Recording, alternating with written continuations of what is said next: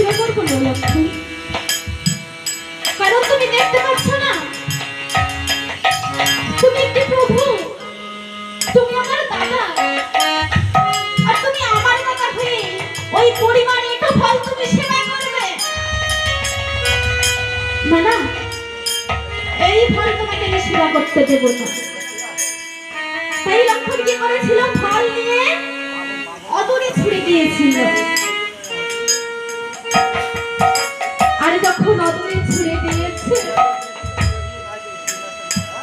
সবরই কাছে আর বলছে, লক্ষ্মণ আমি অনেক কষ্ট করে আমার প্রভুর জন্য ওই ফলগুলো রেখেছি, আর তুমি সেই ফলগুলো আমার প্রভুকে সেবা করতে দিলে না। ঠিক আছে, আজ তুমি যে ফল আমার উপর অভিমান করে ছুঁড়ে ফেলে দিলে, এই ফল থেকে হবে একটি ঔষধের বন, আর এই ঔষধের বন কি করবে জানো, তুমি যেন বিপদে পড়বে, এই বন থেকে ঔষধ না হলে তোমার প্রাণ রক্ষা হবে। তাই না,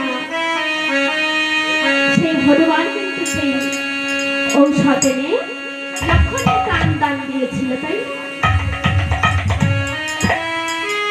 হনুমানের লক্ষ্মণকে বলছে, লক্ষ্মণ আজ তুমি আমাকে পথ আটকাচ্ছ, কিন্তু সেদিন তো আমি তোমাকে রক্ষা করেছিলাম, তুমি কি ভুলে গিয়েছো সেই কথা?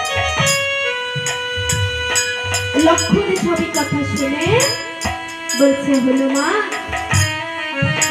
তুমি কিছুক্ষণের জন্য এই যজ্ঞের দ্বার রক্ষা করো, আমি আমার দাদার কাছ